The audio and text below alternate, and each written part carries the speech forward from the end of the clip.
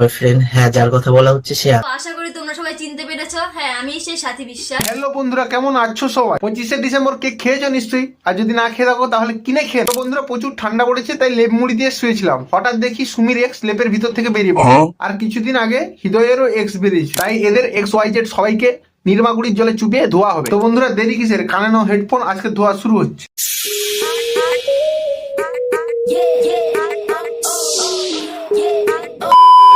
দাদা গো, ব্যথা ব্যথা ব্যথা, উঠতে গেলে লাঠি, বসতে গেলে মাটি। তোর আজকে সব ব্যথা দূর করব, মনের ব্যথা, চিবির ব্যথা, সবের ব্যথা দূর করে দিব। একটা প্যান্ডি নিয়ে বস। আপনার মেয়েকে নেওয়ার জন্য আমি ক্ষমা চেয়ে নিচ্ছি। আপনার মেয়েকে নেওয়ার জন্য আমি ক্ষমা চেয়ে নিচ্ছি। এভাবে কে নেয় ভাই? এভাবে তো দেয়। তোমরা অন্য কিছু নেওয়ার কথা ভাববে না, কিন্তু আমি ভিডিওতে নেওয়ার কথা বলেছি। ও, আমরা তো ছোট শিশু, কিছু বুঝি না। তা বান্টু মুখো ভিডিওতে নেওয়ার জন্য কেন ক্ষমা চাইলি? বলে তুললে না হয় ক্ষমা চাইতিস, কিন্তু ভিডিওতে নেওয়ার জন্য ক্ষমা কে চায় ভাই? বলছি, এমন বড় মনের মানুষের পরিচয় কি? বয়ফ্রেন্ড, হ্যাঁ, যার কথা বলা হচ্ছে সে। আবার এক্স? বলি সুমি, তোর আর কতগুলো এক্স আছে বলতো? বাছাদম, কোথায় ছিলে একদিন? হঠাৎ করে ঠান্ডার সময় ইউটিউবে এসে সুমির গরম করতে বসে গেছো। ও মা গো, টুরুলাও। সো হৃদয়ের মা বাবা আসবে আজকে।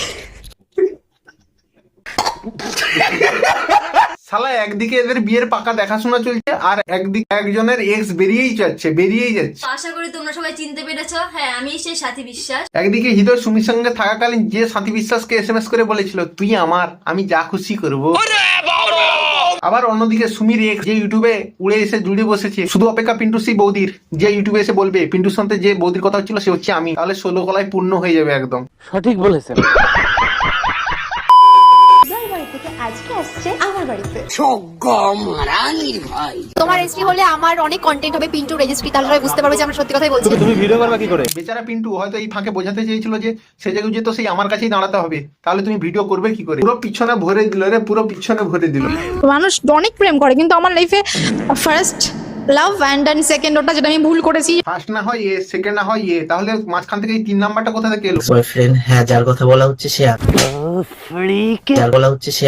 বলছি সুমি, সত্যি করে বলতো তোর আর কয়টা এক্স আছে? ওর সাথে রিলেশন ছিল, তারপর ওকে ছেড়ে তারপর আরেকজনের সাথে 2 বছর রিলেশনে ছিল, 2 বছর ওকে ঠকিয়ে তারপরে আবার আমার সাথে 3 বছর রিলেশনে ছিল। কিন্তু তো দেখছি সত্যি কথা বলছিল, 3 নাম্বার এক্সটাও সত্যি সত্যি বেরিয়েই গেল। শালা, এদের দেখছি খুব চুকচুকান। কোনো ঠাকুরের স্থানে গিয়ে আমি অন্তত ওই নাকামোটা করবো না। ঠাকুরস্থানে না হয় নেকামি করো না, কিন্তু যেটা করো। ও মন্দিরে ঘুরে এসে এখন চলে এসেছি আমরা হোটেলে। হোটেল অব্দি আসা তো ঠিক ছিল, তারপর মনে হয় ক্যামেরা বন্ধ করতে ভুলে গেছে। আরে চুদয়, মানে হৃদয়, ভিডিও কলই ছেড়ে দিলি তা কি করে হয়? একটু এডিটিং শিখতে তো হবে নাকি, না হলে এভাবে বাঁশ খেতে হবে।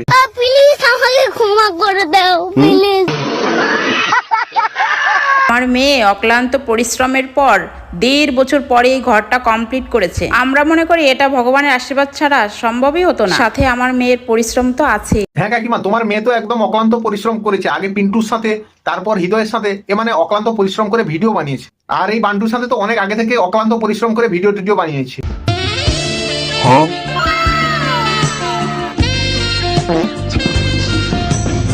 যে ঠান্ডা পড়েছে, এই ঠান্ডায় সুইমিং পুলে নেমে ভিডিও বানানো কি কম কষ্টে নাকি? একেই বলে অক্লান্ত পরিশ্রম। সুমির চ্যানেলটা সুমি নিজে খুলেনি, আমি বলে দিয়েছি। সেকেন্ড, সুমির চ্যানেলে যেসব কন্টেন্ট আসতো সবকিছু আমি বলে দিতাম। তাহলে সুমি যে সাদ্যবাড়ির ব্লগ বানিয়েছিল, তাহলে কি তুই সেটা বানাতে বলেছিলিস নাকি? কি হলো, কথা বলো। আমার ওদের নিয়ে কথা বলার কোনো ইচ্ছা ছিল না, সোশ্যাল মিডিয়ায় আসার কোনো ইচ্ছা ছিল না। তো বদমাইশ বিপদা, তুমি যেটা বলেছো যে এতদিন পর আমি কেন করছি, তো এতদিন পর করার কারণ হচ্ছে আমি এখন রিসেন্ট যে রিলেশনশিপে আছি, ওদের ফ্যামিলি আমার ফ্যামিলি এতদূর এগিয়ে গেছে, যে কথাবার্তা চলছে, আমার ফিউচার যার সঙ্গে আমি দেখছি, তো সেইখানে এফেক্ট পড়েছে। শালা বান্টু মুখো, একটা কথা বল, তুই একটা মেয়ের সঙ্গে সুইমিং পুলে নেমে ভিডিও বানিয়ে ইউটিউবে ছাড়ছিস, তারপরে আবার বড় মুখ করে বলছিস রাত্রের ভিডিওগুলো আমরা দেখাতে পাচ্ছি না কারণ পারমিশন নেই বলে। এগুলো তোর পার্সোনাল লাইফে কোনো এফেক্ট পড়ছে না। পাবলিককে কি বোকা দোচা পেয়েছিস নাকি? अभी मैं गाली नहीं दे सकता। नहीं, गाली नहीं देना। फैमिली देखती है, वरना मैं ऐसे गाली दूं, ऐसे गाली दूं ना, जिंदगी भर याद रखें ये बड़े हुए।